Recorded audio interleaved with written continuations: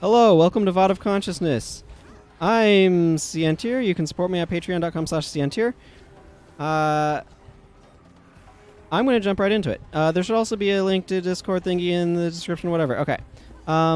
That's me talking about everything enough, right? We got ambushed by some Jinn in the middle of me doing stuff in between episodes, and this is going to be a pain in the rear end. Okay, so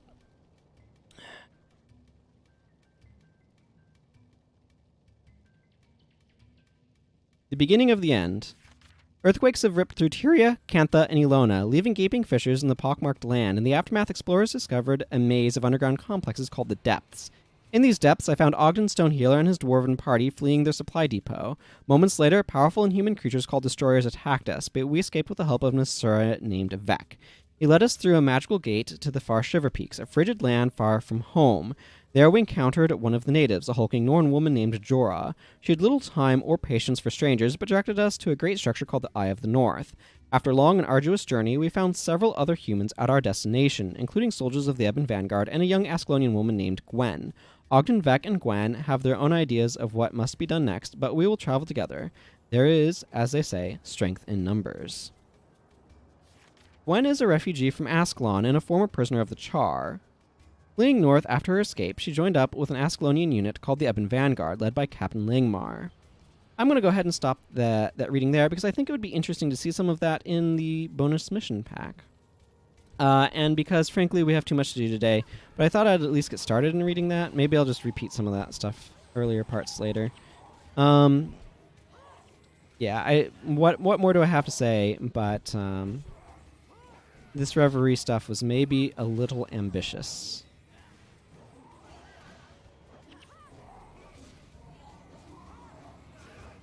I don't know why that guy wasn't dying already, but here we are. Man, what's going to be the most efficient way to get where I'm trying to go?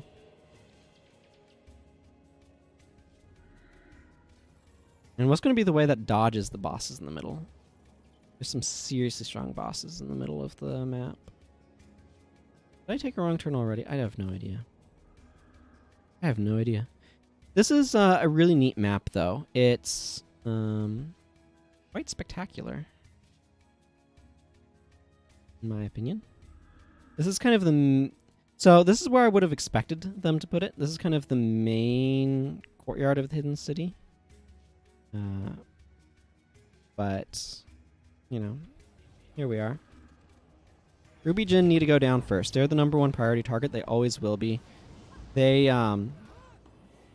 use Searing Flames, which is incredibly deadly. So you always need to prioritize them. Diamond Jinn are paragons, and they're actually fairly... I mean, as far as the enemies could be called benign, they are benign. There's a Ruby Jinn hiding behind the pillar I didn't see, which is not good.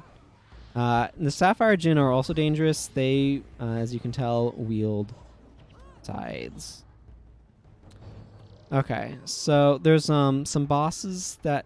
Yeah, Shulker Fire Spear. There's some bosses in this general area.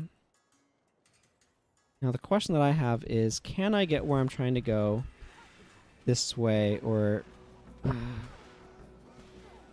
Roaring Ether are also really deadly mesmers that have a habit of resurrecting each other.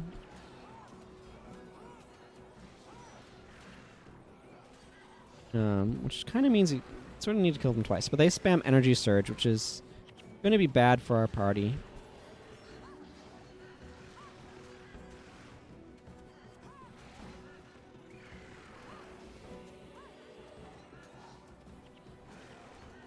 Yeah, you can see they're using Resurrection Signet.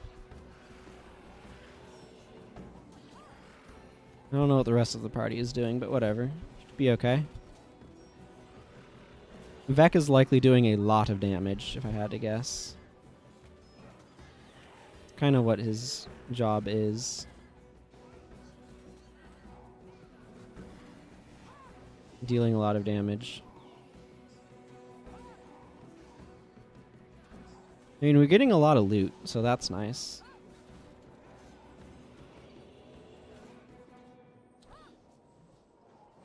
Oh, and it turns out we're fighting this boss. I feel like these bosses tend to be a little bit closer to factions in their design. I just didn't realize we'd aggro that guy, or I might have prioritized him a little bit more highly. I mean, that's all I can really say.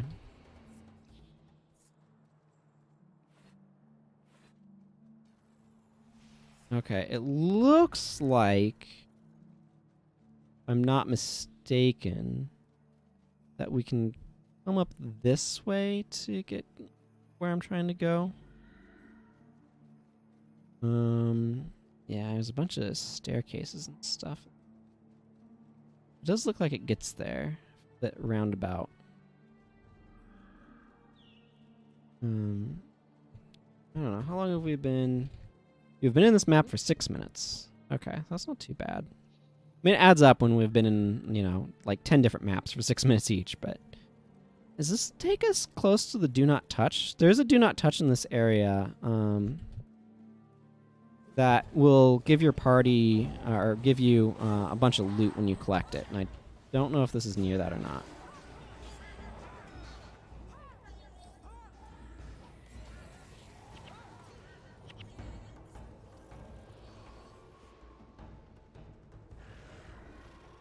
I don't know if or when that ice trap's going to go off, so I'd like to avoid getting got by it if I can.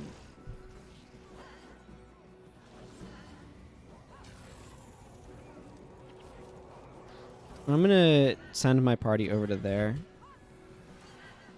The reason for that is so that way they aren't standing in the ice trap, hopefully. Finish him is so useful. Oh, fire trap over there. Yeah, those things deal a lot of damage. It's really preferable to not be in it. I can see why they would call this the thingy that they wanted you to go to, though. Look at all of this gold. Man, look at that. Look at all this. Look at all this. There, that's our thumbnail, apparently. That's what I've decided.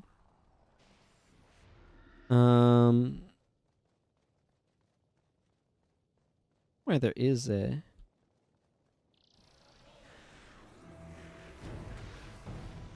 Okay. Our quest updated. You know what that means. Where's the next zone? Up here. Great. Poisoned outcrop. I'm not too worried about trying to find the specific thing. It's just not worth worrying about. Okay, so we don't have... Oh, the Crystal Overlook teleporter. Okay, that's interesting. The Crystal Overlook teleporter... Okay, yeah, I'm not 100% sure where that is, actually, off the top of my head. We are actually almost done with Elona. I want to get through both Elona and Tyria this time if I can. I mean, we'll see how reasonable that is of a thing to try to accomplish. It'll probably be another monstrously... Oh my goodness, look how far that is. Monstrously long episode. I do want to switch to Brave Lightbringer. I think that will be useful for some of the enemies that we have to face. Spears of Quicksand are super important to take down. They can cause you to lose energy. So they're... We should be... Oh, we need to attack the Cavaliers too.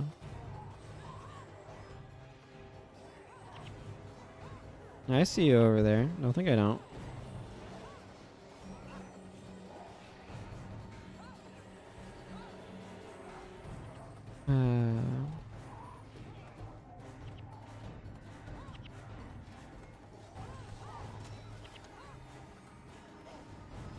A bunch of these enemies have resurrects, which is very annoying.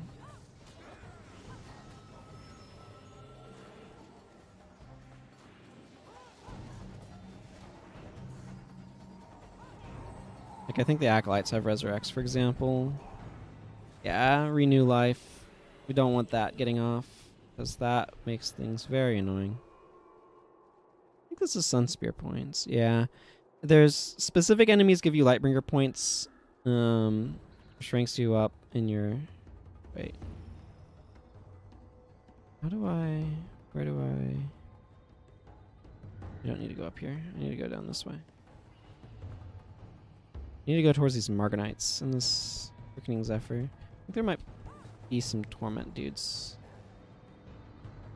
Margonite Clerics are super important initial target. Quickening Zephyr. Making it a little confusing. Okay.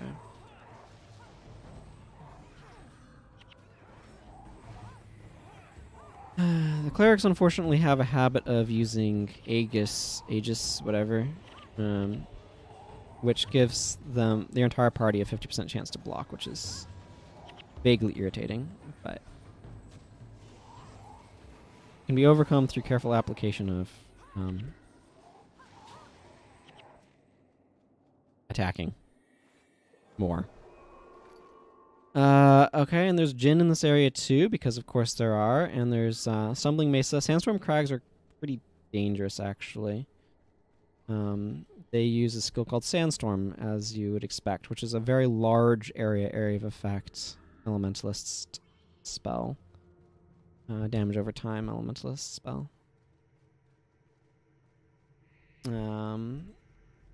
That's probably Lightbringer, yeah, for... the enemies are kind of haphazard. Basically, if they're like elementals and stuff, then you get one set of points, and if they're like elementals or Margonites or things like that, then you get Lightbringer points. And otherwise you get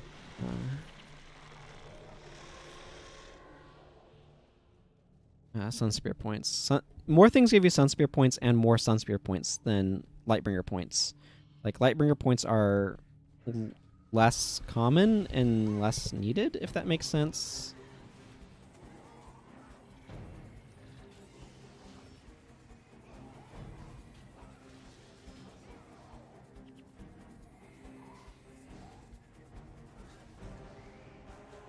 Okay.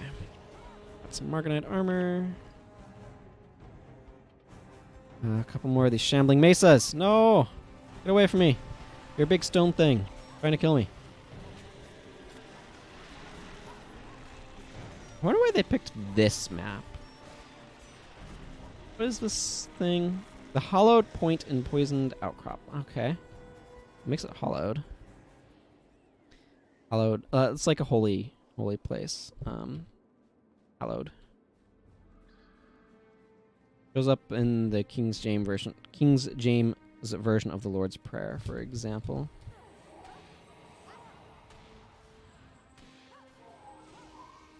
Yeah, Steering Flames is just super deadly. So, really important to keep that under check. Very strong with Reward Gort's Invocation, actually.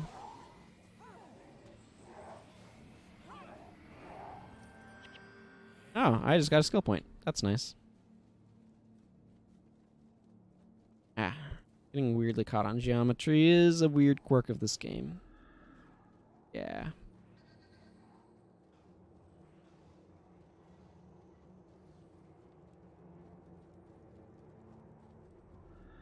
Margonites, yeah, okay.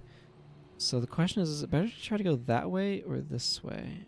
I don't actually know. I think the maps connect up this way, though. I mean, theoretically, I could check. Who wants to do that? That sounds like research. I mean, I do research on where I should go in this game sometimes.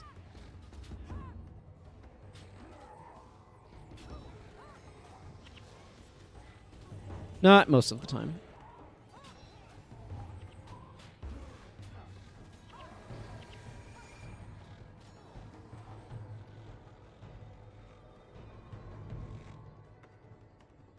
Okay. Yeah, it looks like this can loop around here, and there's a little bridge there. Maybe I can avoid fighting those undead if I'm lucky. Yeah, it looks like it. Cool.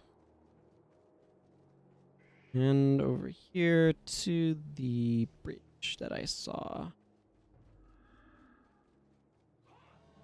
Not a zone I go to very often, I'm going to be honest here. There's probably stuff out here, but I don't know what. That is one of the things that's kind of cool about this, is it does send you to places you don't usually visit. And then the last one's the Crystal Overlook teleporter, which I think is going to be over this way, if I'm not mistaken. Okay, so one of the things that you can see is I'm actually very, very close to where that zone is. I am, I think, going to go ahead and fight these guys anyway, though. The reason for that's actually pretty simple. I want to kind of assess the best way of getting to the next zone in peace. So that would be why.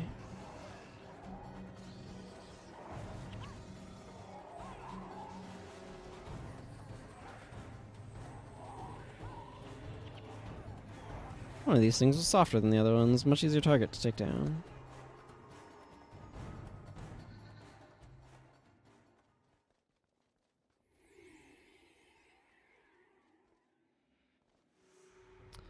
Okay, so now we just need to visit the Crystal Overlook teleporter. Yeah, which is, as I thought, like way over there. So I'm not going to journey through there and there. I'm just going to go to the Mouth of Torment. This zone here. Actually, I should stop by my guild hall and unload some stuff.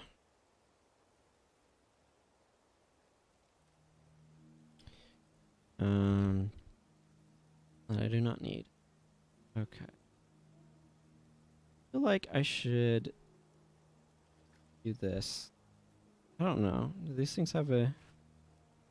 I mean, this is probably destroying value, but I feel like there's I'm full up on dust.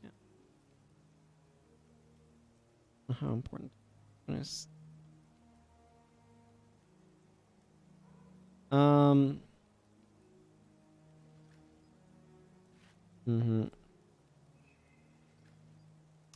But I feel like there's a non-zero chance that they contain gemstones, which are worth a lot more.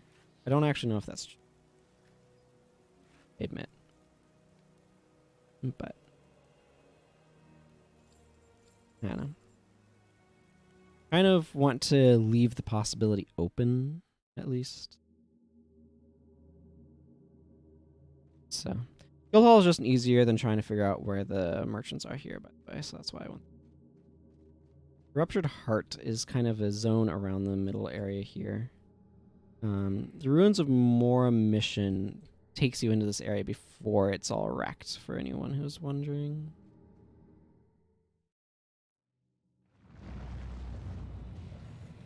Okay, so here we have our ghostly priest friend. It looks like we need to go kind of north. To get to the Crystal Overlook. The teleporter, I believe, is the one that takes us to the Crystal Desert, which is really cool. Why are you not dying faster? Well, this is unfortunate quantities of aggro.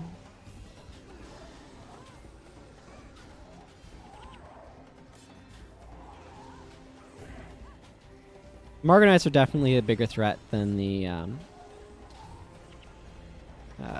okay, where's the Shadow of Fear? As I was saying, the Morganites are definitely the bigger threat, compared to the Monoliths. The Monoliths are annoying, don't get me wrong, but the Morganites are actually dangerous. And that's a significant difference that shouldn't be overlooked. So there's a target prioritization going on here.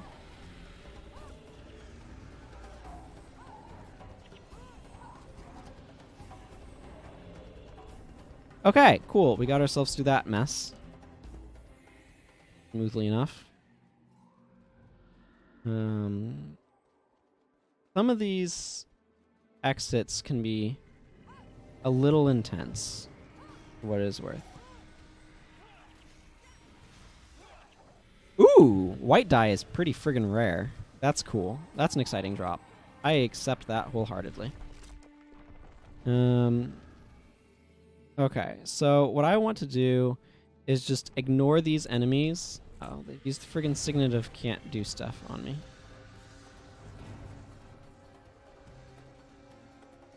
There's a signet of humility that prevents you from being able to use your elite. It disables it for a period of time.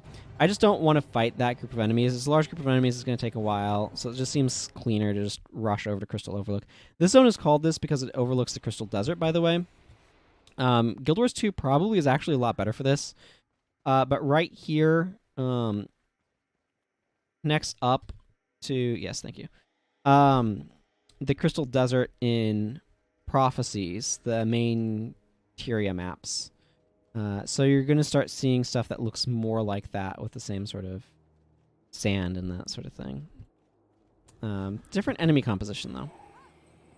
Oh, these Ruby Djinn have Savannah Heat, which is still very deadly, don't get me wrong, but is less terrifying, I say, as my party promptly begins to immolate under it, withering heat, but is less terrifying than Searing Flames. You can at least move out of the way of it and minimize the damage pretty effectively. Whereas Searing Flames is just going to wreck you if you're not careful. If I've not explained it, by the way, what Searing Flames... How do I even get out of this area to this spot I'm trying to get to? Okay, I need to get more this direction. Do I just... Okay. I'm... Okay, tremendously confused, but I think I need to get over to that bridge. Searing Flames sets all enemies in a fairly large area of effect on fire for an extremely long period of time, like 7 seconds or something, which is much longer than burning typically lasts. Vec's not going to be able to demonstrate it super well, but I can at least look at the description if I can find fire magic. So, yeah, like this is without any points in it, or he has 2 points in it, but burning for 2 seconds, and then foes that are on fire are struck for damage. It has a 2-second recharge, which is very low. So basically, if everybody's not on fire, they are now on fire. And then everyone else is... because if you look nearby foes, nearby is a pretty broad range. There's adjacent, nearby, in the area, and then earshot, I believe, is the scale that of like, or the how it expands, if that makes sense. This guy uses whirling defense, which is slightly annoying, except we have lots of ways of getting around that.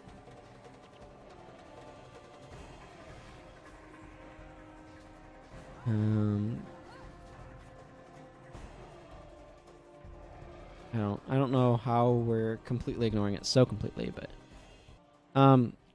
so if you come to this area, this is going to start more looking like the Ascension Pilgrims that you see in the Crystal Desert in Prophecies.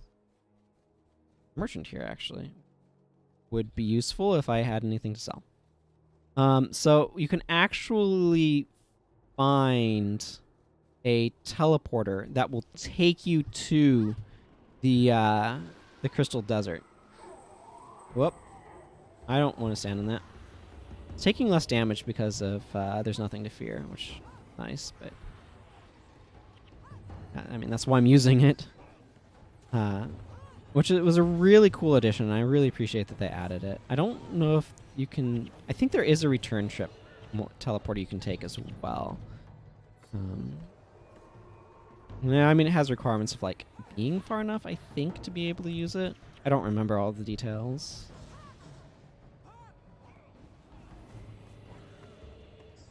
It's really cool seeing some of those lightning strikes. Okay, yeah, there, right there. That is a statue that you can find in the Prophecies maps. It's just an enormous statue. It collapses when you get closer to it, but it's very, very, very cool. And it's really, really neat that they have that there. So where they're taking us, I think, is to the teleporter. Signet of Humility is a signet that disables elite skills, by the way. So much sand. So much sand. So, yeah, we can pop through that teleporter once we trigger the thing. That could be fun.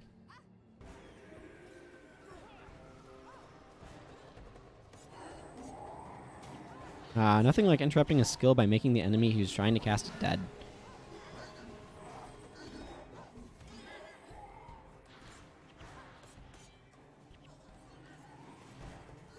I definitely need to get a hat of some piece of armor to get more leadership. Nah, this character probably needs more varieties in armor pieces anyway. Yeah, there's the teleporter, and it's even in the style of the teleporters that you find all over the Crystal Desert. We haven't spent a whole lot of time in the Crystal Desert on this character. If we spent any. But it's kind of it's a neat area. Neat area.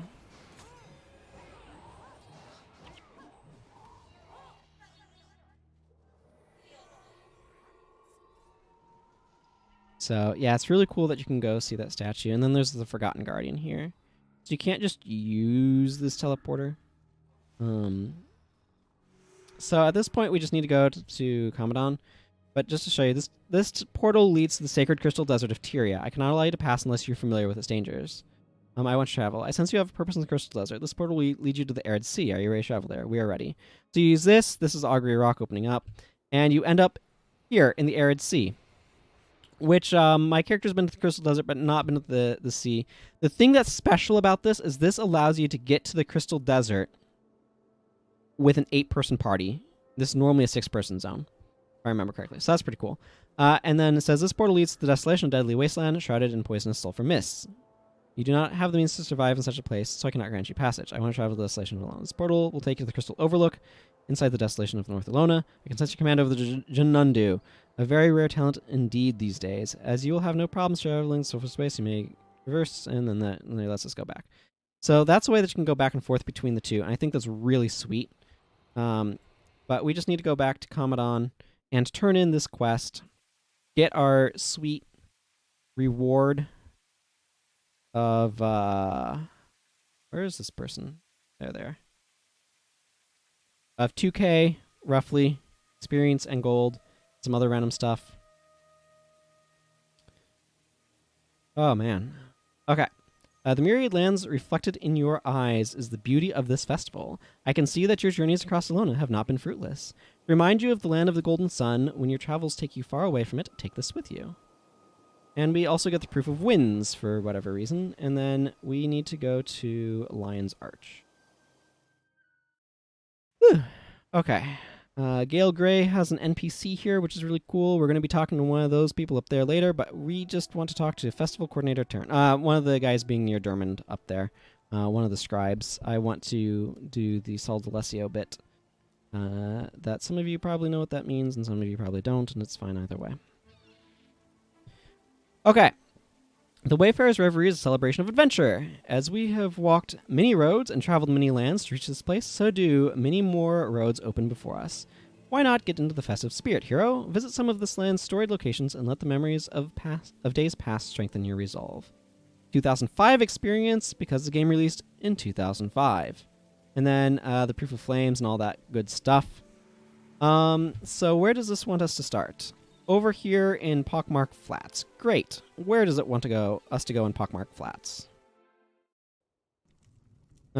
Searing Crystal. Cool. We have been there before. Hi, Shunlai Chest.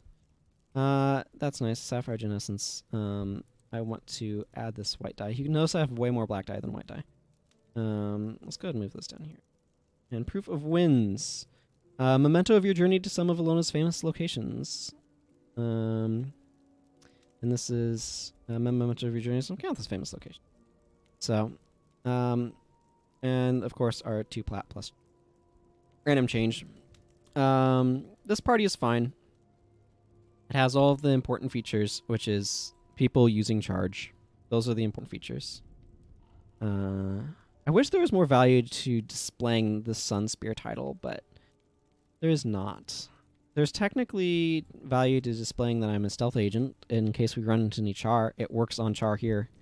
Not that they're a threat or anything, but this is going to be pretty quick to get to. Thankfully, I have Serenity Temple already. And I already took a screenshot. I'm going to generally try to ignore the enemies in the area, because why fight them? Okay, they're trying to make an argument for why to fight them. Hopefully I'm not actually body blocked. It doesn't. Sometimes it looks like you escaped, but the game decided you didn't, and it rubber bands you back to the enemies, and then it sucks. And you're in pain, and they don't stop attacking you. It would be interesting to know what this area looked like before the Searing Crystal came, because there's a bunch of ruins here. Cool. We did what we needed for that, so we need to visit the Flame... Oh. Okay.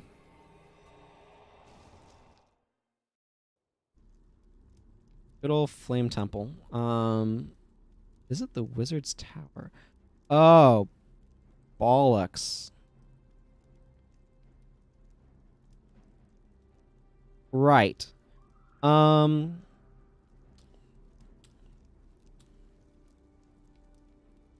and then we need to visit there.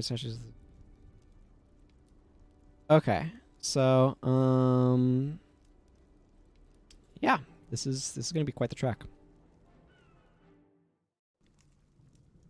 The Wizard's Tower is down here. We're gonna have to travel from. Thankfully, we have the Temple of Ages, which shortens the trip. But I have poor planning, and we'll need to be considering how I do things. I might need to break this one into multiple episodes and adjust stuff with Fury 3. I'm thinking out loud and trying to plan through the next little bit. The Flame Temple is a small zone. It's not a big deal to go to. Hopefully we don't have gargoyles snaring us. They're hitting us with lightning orbs that are extremely inconsequential.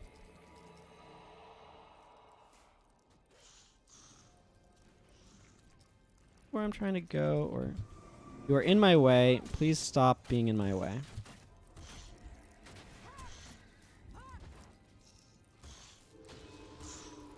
Ooh. I will take random dyes that I don't use. I don't tend to use orange dye very often.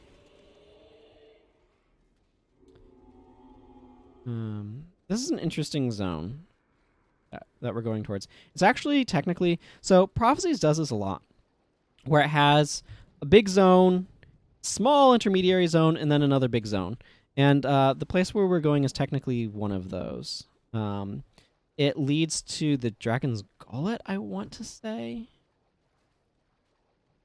If I'm remembering my Tyrian geography correctly. Am I going around this the long way? I don't know. As long as it works, I don't care. Being affected by this tar, it makes us 30% slower. Vaguely annoying. But Flame Temple Corridor is a zone that you go to for a very infamous quest, I would say, called Althea's Ashes. It's worth 2,000 experience, which is like chump change for factions, but is a butt ton of experience for Prophecies. And as a result, it was highly desirable.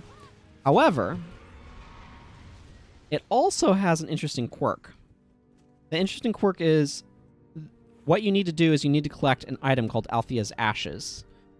This item is what you turn in to Duke Baradin. Althea is his daughter. He wants her ashes to commemorate or to remember her by. He's also pledged to marry Prince Rurik, etc. So you could actually acquire the item, the Althea's Ashes item, and rather than having to do the quest to come all the way out here, because like you'd get this in Pick and Square, so you'd have to come all the way out to the Flame Temple Corridor and up into here to get her ashes. And rather than doing the quest, you could simply purchase the ashes from another player and take that and turn that in. And so that was actually a common thing that you could do, interestingly enough. So there's a little bit of Guild Wars history for you. I think it's rather interesting. Oh, I got stuck on geometry, and the game was like, no, you didn't. And then the servers were like, yes, you did. And the game's like, I guess you got stuck then. There is another quest that brings you to this zone, but I think it's prophecy character only. It's a quest with Gwen from Eye of the North, and you get char that actually matter to level 20 characters here. These char do not matter to level 20 characters. They matter when you're like level 10, though. Tell you what. These guys are super dangerous if you're like level 10. But I guess that's why we've got all these dudes with us. So what you'd have to do is you'd have to come to... This is the Flame Temple. And you would have to go up to where this quest is taking us.